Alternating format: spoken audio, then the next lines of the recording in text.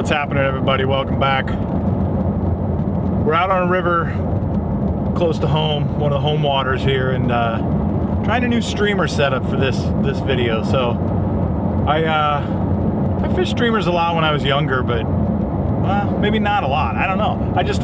They haven't really been a part of my river repertoire, and so really hoping to kind of work on that, work on some streamer fishing. So yeah, we're gonna see what we can find out here. There's some bigger pools and some bigger fish in some of these spots. So I'm gonna put the old three-way to a test. So trying a new setup, which I think is gonna be kind of cool.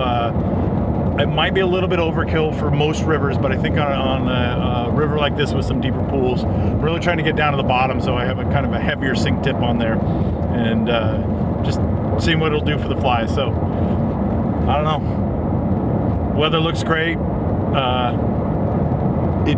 It's really nice outside, so we're gonna see what we can do. So let's get to some fishing.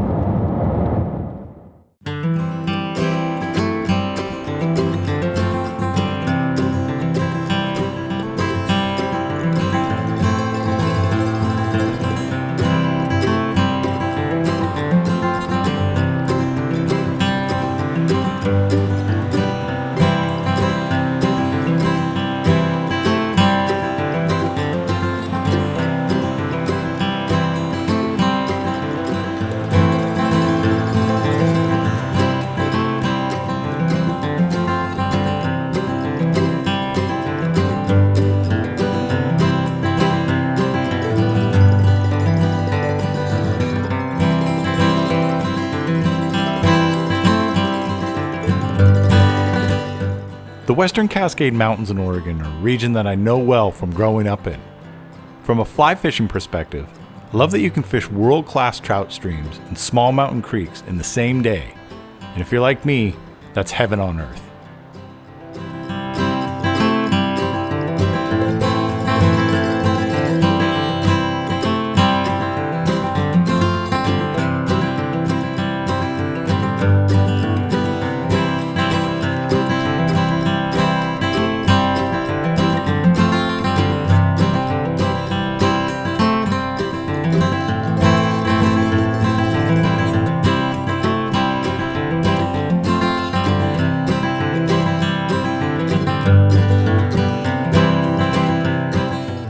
I really appreciate being able to be on good water within an hour from my house.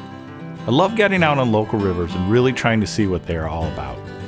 Some days the fishing catches you by surprise with just how good it is. Other days, not so much.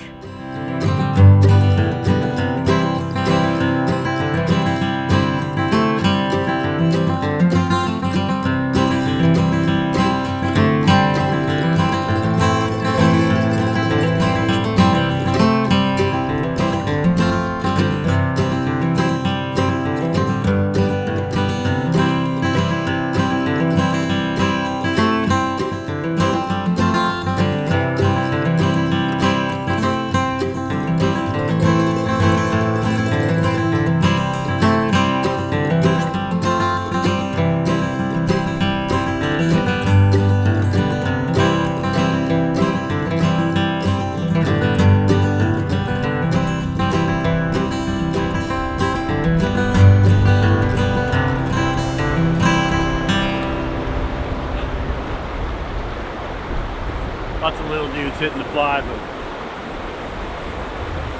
we're gonna go upstream. We're gonna try to get into some a little bit smaller water. I didn't bring the right rod for this size of the river, so see what happens.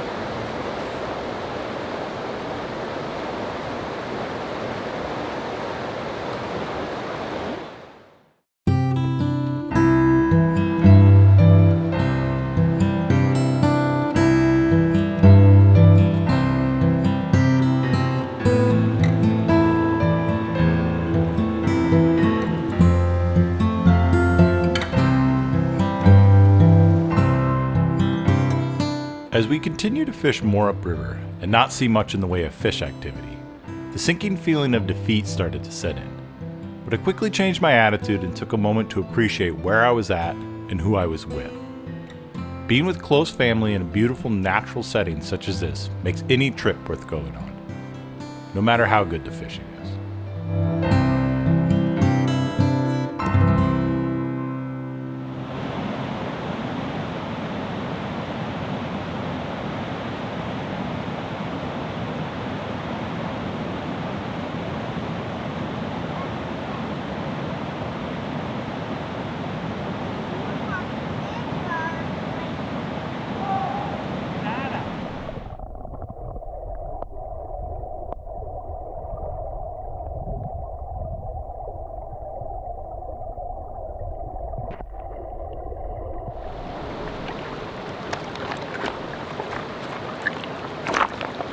Well, I got caught in the tree.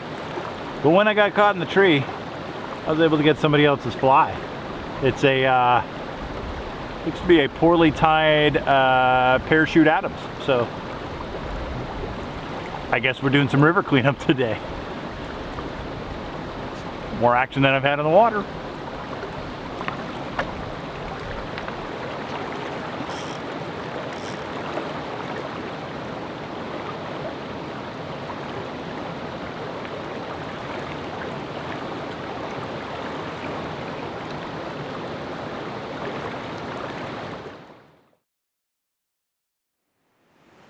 Future Sean here. So it is now many months forward. Or not, I shouldn't say many. It's a while into the future, and I've been editing this video. And one thing that kind of kept resonating with me was, is it really actually entertaining for me to put out a video where it's specifically a fly fishing video where I don't catch anything? And I really debated it, because that's kind of where I think some of the mentality goes for just like some of this kind of clickbaity stuff, is to really get people to just have this like constant source of entertainment. And while I do want this to be entertaining, I also think that there's a little bit of a takeaway here. And I think that really stems from, you know, if you've been out fishing, you know, if you're like me, you've been doing it basically your entire life, you have days where you get skunked. It just happens, you know? And this just happened to be one of them. And it really tests your patience. It's frustrating in the moment. You know, again, there's an added pressure filming yourself doing something to deliver. And, but sometimes it just doesn't happen. So I just wanted to kind of take some time within the kind of second part of this video to really kind of talk about just a few things, some takeaways, and just kind of some thoughts. So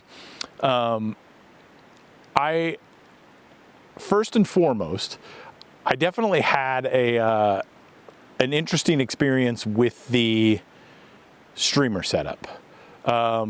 It's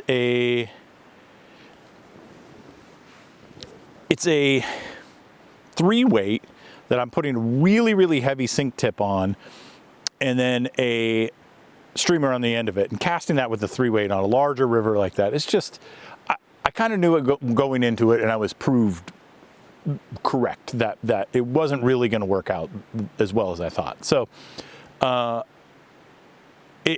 it kind of showed me that, you know, either a 4-weight or a 5-weight would be better. I don't own a 4-weight. I own a 5-weight, and there's an interesting story to that, where I'm going to actually touch on that probably in the episode I'm out filming right now. But it's an older rod, and it's not of necessarily the highest quality. But I didn't bring it. I don't fish it that often. I've been fishing it a little bit more, and again, stay tuned, because I think that's kind of an interesting subject in and of itself. But so it shows me that if I want to really continue this on kind of a larger scale like that, I need a 5-weight. I need to start shopping for a 5-weight. So I own multiple 6-weights for the Deschutes and other, you know, kind of larger rivers, but that 5-weight is really kind of it's just it's something I want to add to the quiver. So that's some homework I need to do. But the other thing I wanted to kind of hit on, and I think this is really, I talked about this a little bit, but I've talked about this before, and it's something I've experienced a lot in fishing in kind of the Pacific Northwest my entire life, is that when salmon get up in the rivers, the trout just aren't as active. They really, really aren't as active. And I think that explains a lot of what was, happening that day, because by all means we should have been getting a few. There were a couple tugs on the streamer and stuff, and throwing a dry fly resulted in just some real small fish. But I think that so much of that is about, it's, these large groups of giant fish come through, and I think that the trout just, they don't want to have anything to do with it. So, and it puts them kind of on edge, I think. But I don't know, I'm just postulating. But it's been something I've experienced. It was really cool to see at the same time, because as much as I can be bummed out about the fishing side of it, from a overall health in, for the environment and everything else, it's really cool to see Chinook salmon, wild Chinook salmon up in the mountains, right? It's we've blocked off access to so much of that over the years that, these fish definitely had to come through a dam to get there, but it's amazing that they're there in the first place, given that, So I think that's really, really cool, because they're not doing well. Salmon just aren't doing well, especially here in the Pacific Northwest. Kind of worldwide, it's not great. Migrating fish in general. Steelhead aren't doing that great. Well, sort of ocean migrating fish. So it's cool to see. Another takeaway was the fact that we had my brother out there and his 4-year-old son, Virgil. And Virgil fishes. I think he enjoys it, but he's 4, right? So who knows if it'll take. But if it does take, I think having a very, very early lesson of forbearance or patience, and I think that that's a really cool thing for him to be able to take into as he, kind of matures. If he actually does want to take on, more fishing, then there won't be this expectation of greatness every single time, So I think that's good. And I also, what a cool time to be able to spend with family. I've talked about it many times that I'm very, very, very lucky that I get to spend so much time with my brother, with his kids, and that kind of stuff. So all in all, it was a great day. It was a really, really good day for all of that, We had a great lunch, all those things, but wasn't the greatest fishing trip. So, but life goes on that. So, and you live to fish another day, as they say. The other thing that I really wanted to talk about was that the channel has just crossed over the 500 subscriber mark, and in the grand scheme of YouTube world, that's peanuts. It's not much, but it means a lot to me, because it means that people have taken time to show the appreciation that they enjoy what we're doing here, and that's special. That it really is special. So really taking your time to watch it, for one, to subscribe, that's a big one, to comment and to hit the like button. Most YouTubers will beg and plead and all that kind of stuff for that. And it is literally just because it gets more traction for everybody. So sure, that's great. We would love to be able to get this content out further, but I'm okay doing it organically, because I feel that following the same method or the same sort of approach as everybody else, it's not as interesting. You can see that, you can see that in so many people's works, that it's just, sort of carbon copy. But what we're just trying to do is our own experience and story. And when I say we, a lot of that is because, Jen helps out a lot. And I mean, she supports me behind, this is my baby. So she really supports me with this and the time that it takes to do this. But also we do all the music for this. And I don't know if I've ever really made that clear, but we've both been musicians for a really long time, and it's such a nice thing for me to be able to score these films and videos, because I think it completes the circle for me as far as an artistic expression. And I also just think we get to tailor it to our own thing. And I think it's a unique approach. And it's not to say that, you know, that I understand that people don't have, you know, access to that kind of stuff. But, and I get it that you know, sometimes that you're having to pay for music, and that's good. Being on the other end of it as a musician, I think you should get paid for your music. You know, I've gotten royalty checks before, you know, for 38 cents, or I think recently there was a whole group of one that was for $10, you know, like enough to buy a beer. But it's a passion project, and so I think that's really cool. And having Jen's help with all that is really good, because it's somebody to bounce ideas off of, and it, I don't know, again, we get to make it personal, which is really cool. Which goes back to why it's so great that there are people taking the time to appreciate it, because it is something personal to us. It's not only, you know, telling the story of this sort of fly fishing and camping experiences in the Pacific Northwest, but it's really, it's our version of it, right? And that's cool. It means a lot. I had hoped that we would get to the 500 mark before a year. It was just kind of a personal goal, and we were this close. We got to within like a week and a half past, I think, but who cares? We're there, and that's great. So I'm excited for what the future holds as far as for this channel. There's some ideas out there that I have that I think are going to be really, really cool and exciting. I have really been taking a lot of time to get better at this, and really studying, you know, shots, storytelling, you know, just within the editing, all the things that combine to make a really interesting experience, you know, even if you don't catch fish in said experience. But so I'm excited to take that and really continue to develop on that, and put it to some ideas that I have for next year, because I think there's going to be some fun ones. And I mean, you know, we still have a good chunk of this year too, but I'm looking forward to this. I'm out here filming another episode. I got some friends meeting me here soon. We're on one of the best rivers in the state. It's gorgeous outside right now, and it's the coolness of the morning is starting to wear off, and so I'm ready to be out of a wool hat and a sweatshirt and a vest. But yeah, I'm looking forward to the future, and I hope that everybody else is too. So for this one, we'll call it a wrap, and just wanted to say thanks to everybody. So we'll see you again next time. Thanks for coming along for the journey. Cheers.